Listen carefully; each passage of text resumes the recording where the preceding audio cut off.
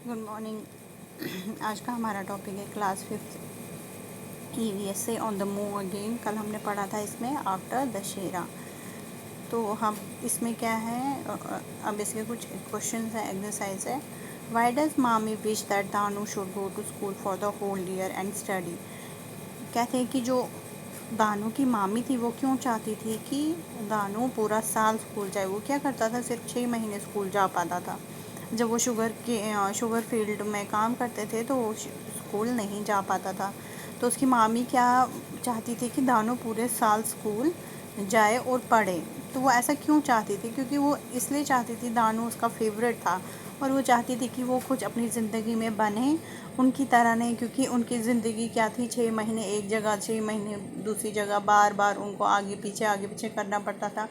तो और उधार लेके चलना पड़ता था। इसलिए वो चाहती थी कि दानू पढ़ लिख के कुछ बन जाए ताकि उसको ऐसी ज़िंदगी नहीं जीनी पड़े। What happens when you are not able to go to school for a long time? कहते हैं क्या होगा अगर आप बहुत टाइम तक स्कूल नहीं जाएंगे। तो क्या होगा कि आपकी जो पढ़ाई का होगा वो नुकसान होगा, आप आगे नहीं बढ़ पाओगे, आगे वाली क्लास नहीं जाओगे, आपके साल ख़राब हो जाएंगे। तो आगे जाके फ्यूचर में आपके फ्यूचर पे असर पड़ेगा। क्योंकि जो लोग पढ़ नहीं पाते बेचारे, या किसी कारण वो स्कूल नहीं जा पाते, या ऐसा होता है कुछ, तो फिर उनका क्या होता है कि वो किसी न किसी पे डिपेंड रहते हैं, या कोई ऐसा काम करना पड़ता है उनको कि वो उनकी जो अर्निंग होती है उतनी नहीं होती है, और हमेशा किसी न किसी के सामने कुछ भी लेटर पढ़ना हो, कोई भी काम हो, किसी न किसी के ऊपर वो डिपेंड रहते हैं। इसलिए पढ़ना बहुत ज़रूरी होता है। Discuss and right. Danu has to go with his village people to other places. Can there be some arrangement during that time so that Danu continues his studies? What kind? कहते हैं कि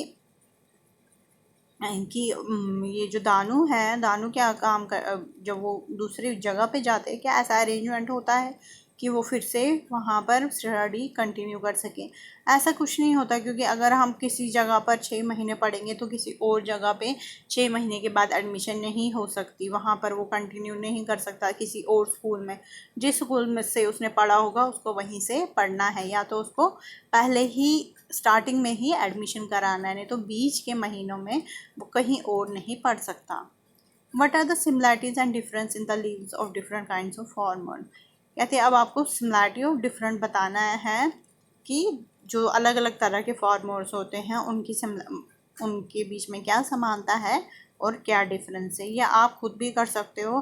फॉर एग्ज़ाम्पल, कोई भी दो farmers के नाम दोगे आप, तो किसी की अपनी ज़मीन होगी तो वो उस पर खेती बाड़ी, दोनों में ये सिमिलैरिटी है कि दोनों खेती बाड़ी करते हैं, दोनों फील्ड में काम करते हैं। बट किसी की अपनी ज़मीन होती है, कोई किसी और की ज़मीन पे काम करता है, यही डिफरेंस होता है।